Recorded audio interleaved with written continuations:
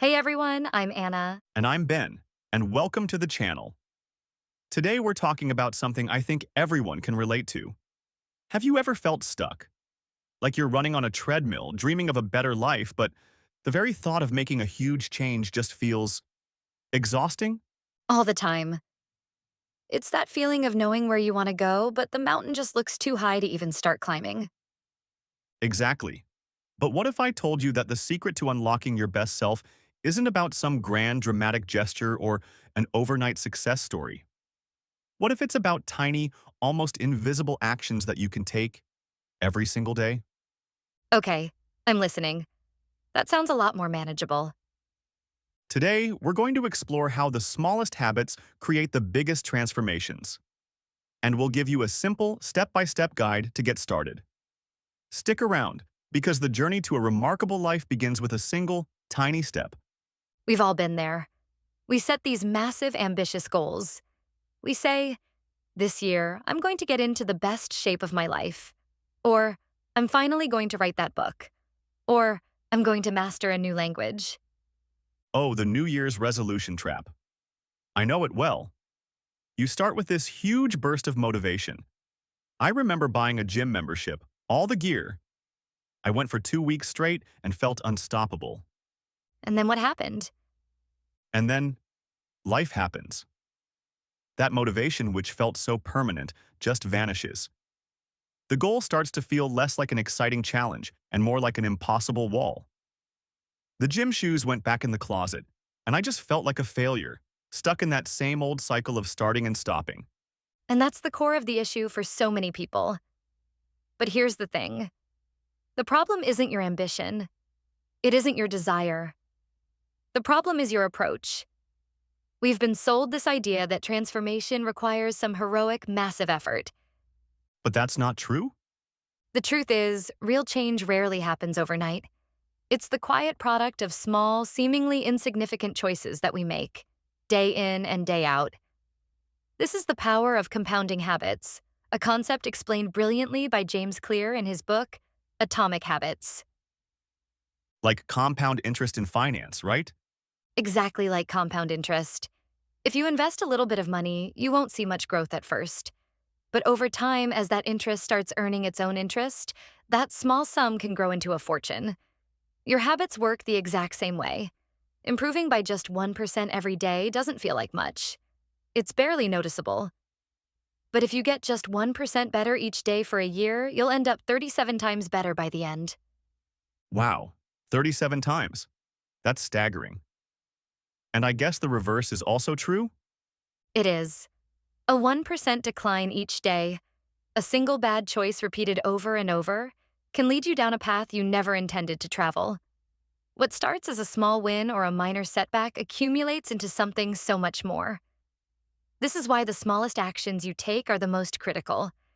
They are the seeds of your future self. As Clear says, all big things come from small beginnings. The seed of every habit is a single tiny decision. So, why are tiny habits so ridiculously effective? The answer is hiding in your brain's basic programming. Your brain is an efficiency machine. Its main job is to automate processes to save energy. So my brain is fundamentally lazy? You could say that. It loves the path of least resistance. That's why up to 45% of what you do every day isn't a conscious choice. It's a habit. When you try to force a huge, difficult new routine, your brain literally pushes back because it takes a ton of willpower. So how do you get around that resistance? This is where the work of Stanford behavior scientist Dr. BJ Fogg is a total game changer. In his book Tiny Habits, he lays out a simple formula. Behavior happens when motivation, ability, and a prompt converge at the same moment. He calls it B equals MAP. Motivation, ability, prompt. Okay, break that down. You need a cue to act, the motivation to do it, and the ability to actually perform the action. Most of us, when we fail, blame our motivation. But Fogg argues that motivation is the most unreliable part of the equation. It's a wave that comes and goes. The secret is to stop trying to pump up your motivation and instead focus on the A, ability. So make it easier. Make it incredibly easy. So easy you can't possibly say no. That way, you don't need to rely on being motivated to get it done. This is the heart of the tiny habits method. Shrink the behavior down to its smallest possible part. Like what? Instead of a 30-minute meditation, commit to one deep breath. Instead of flossing all your teeth, floss just one. Instead of writing a chapter, write one single sentence. Flossing one tooth? That sounds almost laughable. It does, but that's exactly why it works. It bypasses your brain's resistance completely. But something else is happening on a deeper psychological level. These tiny habits start to change how you see yourself. This is another key insight from James Clear. He says the most powerful way to change your habits is to stop focusing on what you want to achieve and start focusing on who you want to become. So it's an identity shift. Instead of a goal like, I want to run a marathon, I adopt an identity. I am a runner. Precisely.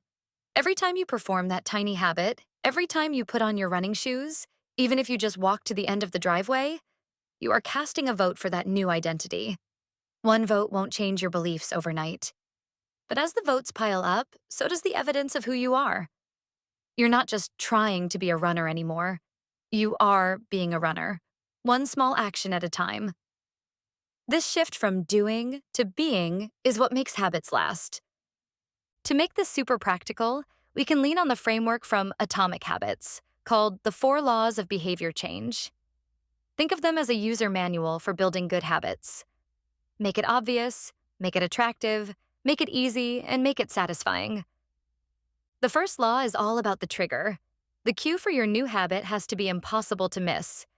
One of the best ways to do this is a technique called habit stacking. Instead of tying your new habit to a time of day, you tie it to a habit you already do without thinking. The formula is simple. After I current habit, I will new habit. So, for example, after I pour my morning coffee, I will meditate for 1 minute. Exactly. Or, after I take off my work shoes, I will immediately put on my workout clothes. It works because it hijacks the momentum of behaviors that are already wired into your brain. Another trick is to design your environment. If you want to read more, don't leave your book on a shelf. Put it on your pillow. Okay, so the second law is about making you want to do the habit. How do you make folding laundry attractive?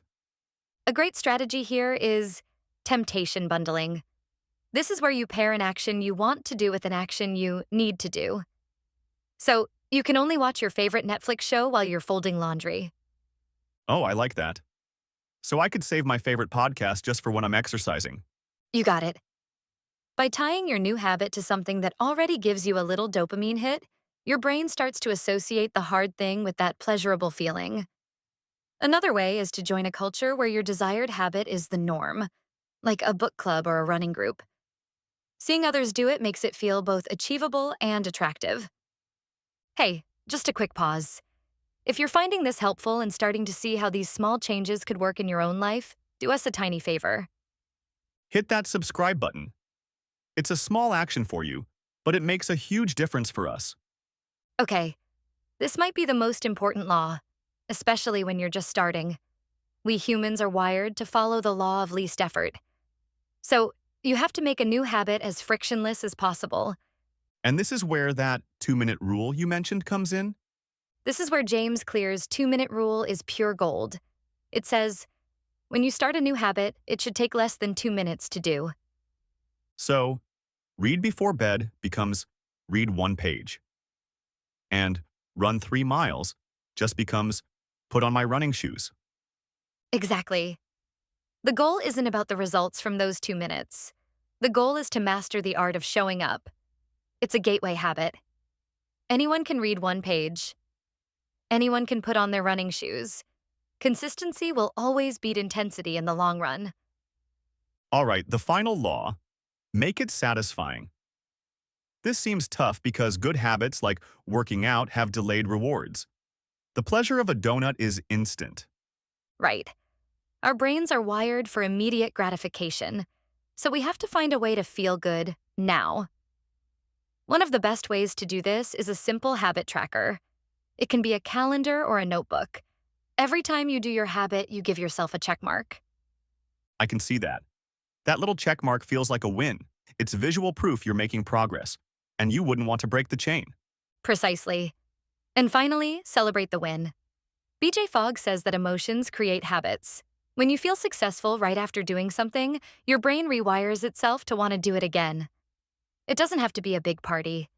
It can be a quiet, nice work, a little fist pump. That feeling of success right in the moment is the glue that makes habits last. All right, let's build a tiny habit together right now. Ben, what's your aspiration? Let's go with that common one. Be healthier. But you said to get specific, so maybe it means having more energy. Perfect. So if the aspiration is more energy, the identity is, I am an energetic person. What's a tiny thing an energetic person would do? They probably drink more water. Let's pick that. Drinking more water. Great. Now, let's design it using our 4 laws. First, make it obvious. I could use habit stacking.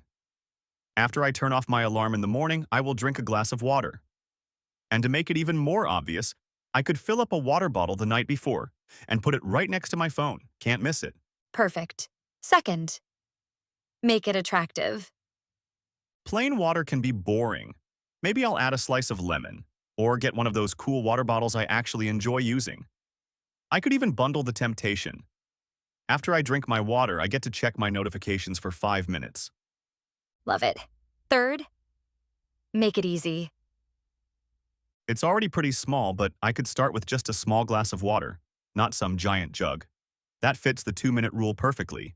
And finally, number 4, make it satisfying. I can get a calendar and put a big X on every day I do it. And right after I finish the water, I can just do a mental pat on the back. That's a great start to the day. Feel that little win. And that's it. A perfectly designed habit. It's simple, clear, and it uses real behavioral science. Over time, that 1 glass of water might naturally become 2, but it all starts there. The path to a better you doesn't have to be some epic war against yourself. It doesn't require superhuman willpower or turning your life upside down overnight. The real secret to life-changing transformation is hidden in the quiet, cumulative power of your small, everyday choices. It's about focusing on getting 1% better, not being perfect. It's about the system, not just the goal. And remembering that every single thing you do is a vote for the person you are becoming. So forget about the giant leaps. Just focus on the next tiny step. Whether it's reading 1 page, doing 1 push-up, or writing 1 sentence, the power is in the consistency. These tiny habits may seem insignificant in the moment, but they are the atoms that build your life. And over time, they compound into something truly remarkable. So, our question to you is, what small habit will you start today? What's the one tiny action you can take to cast a vote for your future self? Share your commitment in the comments below. Let's start this journey together, one tiny habit at a time.